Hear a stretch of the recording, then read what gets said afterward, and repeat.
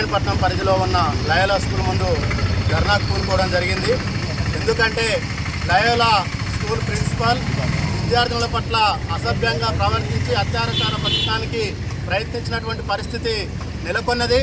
ఇట్లాంటి ఘటనలు విద్యాబుద్ధులు నేర్పాల్సినటువంటి ఒక ప్రధాన ఉపాధ్యాయుడు, ఈ సమాజానికి మార్గనిర్దేశం చేయాల్సినటువంటి ఒక ప్రధాన ఉపాధ్యాయుడు విద్యార్థుల పట్ల అసభ్యంగా ప్రవర్తించడం సిగ్గుచేటు.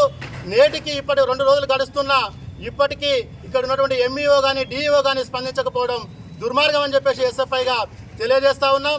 అదేవిధంగా ఏదైతే ఈరోజు విద్యార్థుల్ని ఒక విద్యాబుద్ధులు నేర్పి వారికి సమాజం పట్ల మంచేంటి చెడేంటి ఎట్లా ఏ విధంగా నడుచుకోవాలని నేర్పాల్సినటువంటి పాఠశాలలో ఇట్లాంటి ఘటనలు జరగడం దుర్మార్గం.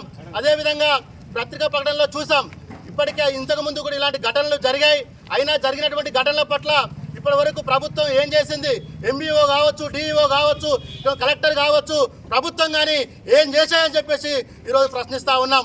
అదేవిధంగా ఈరోజు విద్యార్థుల పట్ల విద్యార్థుల స్కూళ్ళ పట్ల ఈరోజు కలెక్టర్ గారు ఏం పర్యవేక్షణ చేస్తూ ఉన్నారు, డిఈఓ గారు ఏం పర్యవేక్షణ చేస్తూ ఉన్నారు?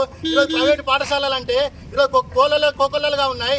విద్యార్థుల పట్ల అత్యాచారం జరుగుతూ ఉన్నాయి, వాళ్ళ పట్ల అసభ్యంగా ప్రవర్తిస్తూ ఉన్నారు. ఈరోజు ఒక ప్రధాన ఉపాధ్యాయుడే ఇట్లాంటి ఘటన పూనుకుంటూ ఉంటే ఇక్కడ స్థానిక అధికారులు కానీ ఏం చేస్తున్నారని చెప్పేసి ఈరోజు ప్రశ్నిస్తూ ఉన్నాం. ఈరోజు అనేక చట్టాలు వచ్చాయి. ఈరోజు నిర్భయ చట్టం కావచ్చు, అమ్మాయిలకు రక్షణ కావచ్చు, అన్ని చట్టాలు ఏం చేస్తూ ఉన్నాయి? ఈరోజు నిర్భయ చట్టం నీరు గారిపోయినటువంటి పరిస్థితి ఈరోజు కళ్ళకు అద్దినట్టుగా కనబడతా ఉంది.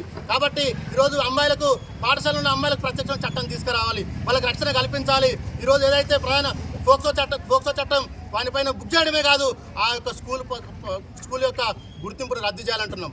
ఎందుకంటే ఒక ఉపాధ్యాయుడు చేయడం కాదు, ప్రధాన ఉపాధ్యాయుడే ఆ యజమాన్యమే ఈరోజు అట్లాంటి కారణానికి కూడుకున్న పరిస్థితి ఉంది. కాబట్టి అట్లాంటి స్కూల్ను నడపడం కరెక్ట్ కాదు. కాబట్టి వెంటనే ఆ యొక్క స్కూల్ను గుర్తింపును రద్దు చేయాలి. వెంటనే డిఈఓ గారు, ఎంఈఓ గారు, కలెక్టర్ గారు అందరూ కూడా వెంటనే వచ్చి ఈ యొక్క స్కూల్ను గుర్తింపు రద్దు చేయాలని చెప్పేసి ఎస్ఎఫ్ఐగా డిమాండ్ చేస్తూ ఉన్నాం.